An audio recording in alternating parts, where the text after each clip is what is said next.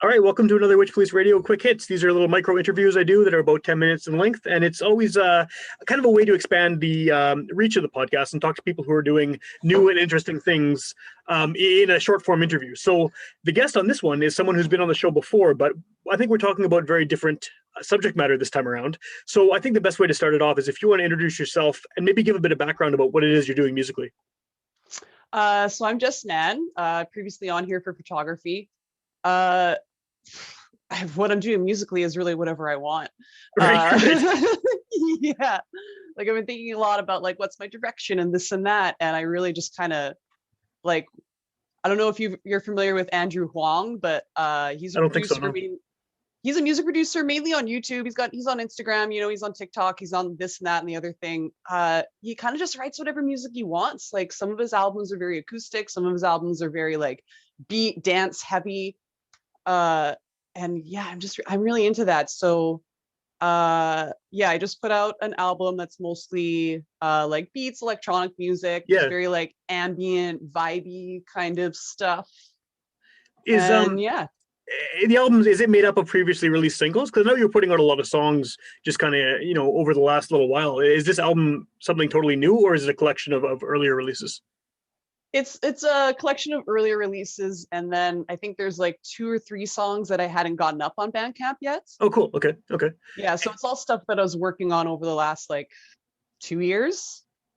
So this isn't strictly a pandemic project, is it? Like, had you had ideas before the pandemic hit that you wanted to do this, and then this is just kind of giving you opportunity, or what?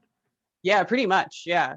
Back in the day, I don't know if anyone's familiar with this, but like way back in the early 2000s on the Coca-Cola website, there was like a chat room, and you could make like your own beats in the chat room as part of like an in-chat game. So I was like 12 years old, like making my own little beats in this chat room for these like random people all over the world to hear, and like that was fun. And Andre started his tapeworm thing, and that kind of just made my brain go like, I could do this too. Like there's ways to do this. Like, I love that unattainable. I love it's a Coca-Cola chat room, because that's so random. That's got to be the weirdest origin story for anyone's music, that you were 12 on a message board for Coke. Yeah, I know. My brain immediately went there, and I was like, man, I wonder if that's still a thing. Probably not.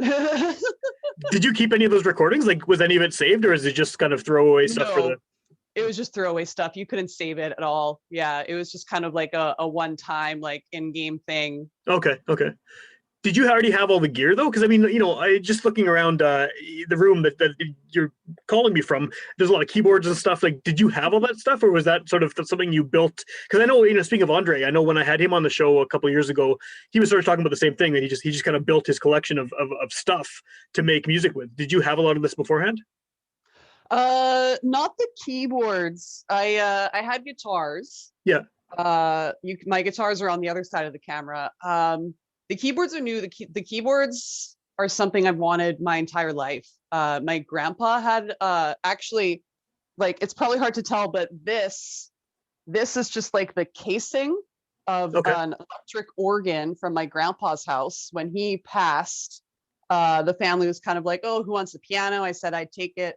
I thought I was going to fix it, but that wasn't going to happen. So I gutted it. And now it's a desk for this keyboard.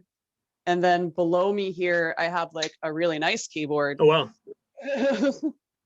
And yeah, I've always been interested in playing piano. So that's been a pandemic thing, teaching myself how to play piano. Okay. But is that new, or did you have any piano experience before this? I didn't really have any piano experience before this.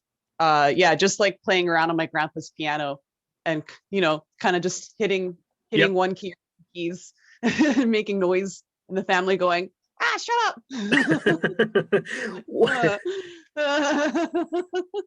Is this something that you think you could ever play live? Like, does the equipment and the amount of kind of focus you need on different things make it possible for you to do this in a live setting potentially?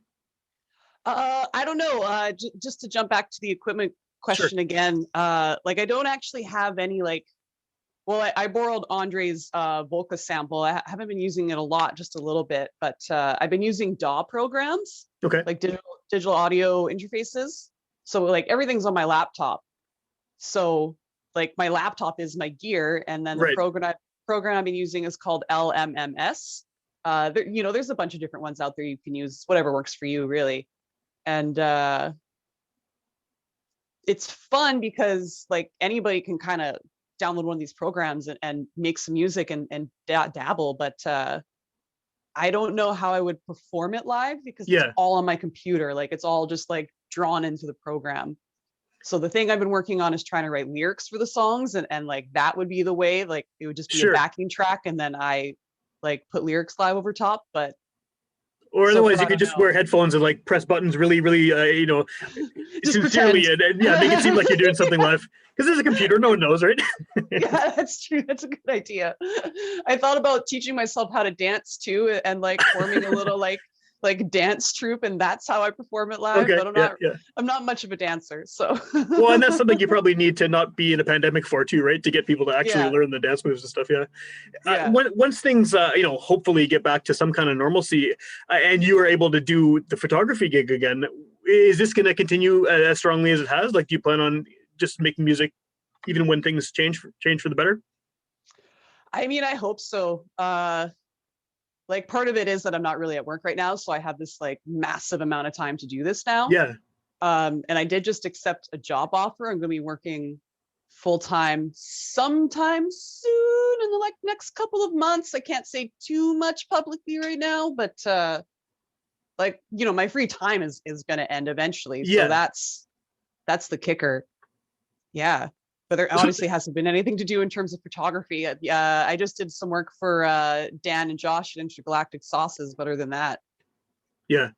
No, it's so weird. I mean, like photography. I feel like photographers have been one of the hardest hit, and like the most unrecognized as being the hardest hit. Because I think people always talk about certain jobs, but like you can't do anything, especially if you're taking pictures of shows and things like that. There are no shows.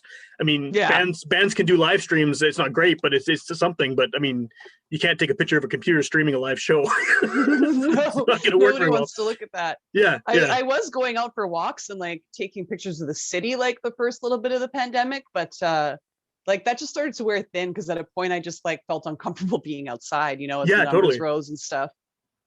So where can people find your stuff? I mean, I know you like you said, you have the album out and you have a bunch of singles that have come out over the last few months and everything. What's the best way to actually hear the music? So I'm on Bandcamp. I mean, that was really kind of the point of releasing all the singles into an album, is that I wanted people to be able to listen to everything like all at once without having to like click on the song, go back, click on another song, go back, click on another song, go back. So it's avclubwpg.bandcamp.com. Okay. I'm also on SoundCloud. I don't know what that link is off the top of my head. I'm pretty sure it's just AV Club Winnipeg again, though. I think that's it. I think that's the only things I'm on. I'm on TikTok.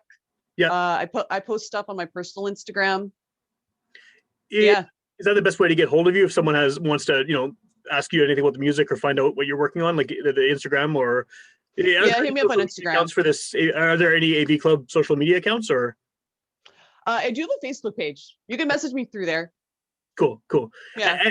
And then what is kind of again, I know it's super uncertain what the future is, and you said you're going to be starting working full time soon as well. But do you have other releases that you're hoping to put out in the next little while? Like, have you been working on new stuff now that this album has come out with all of the older songs? Yes and no. Like I'm still working on lyrics for all the songs. Right. Some of them just like some of them I didn't write with lyrics in mind, and some of them I did. So that's kind of an issue. I have probably 4 or 5 more ambient tracks that didn't really fit on this album. So I might try to cobble things together and then put out a more just kind of straight up ambient album.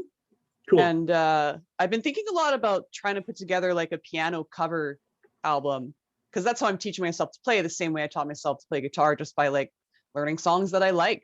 Yeah. And yeah, my method is, in terms of covered songs, is make slow songs fast, make fast songs slow. So that's been fun. And in the back of my mind, I was thinking about doing that maybe, but nothing's written in stone.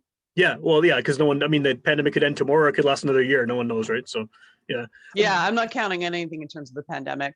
No, no. But I mean, at least you've been able to be productive during the pandemic, though, because I mean, like, Oh you know, yeah. it's been such a weird time for everybody, especially creative people, right? Because the idea of like, I'm going to make something, it's like, well, there's no audience anymore. And if you're doing something that involves the public, it just can't happen, right? So yeah, it's cool that you've taken this shitty situation and turned it into something, a different form of creativity. So I like what you're doing, and I hope you keep doing it. Thanks. Yeah, I mean, I'm really just doing it for myself, and I think that's the key. Like you need to do the thing for you and not for everyone around you. Yep. Yep. Yeah.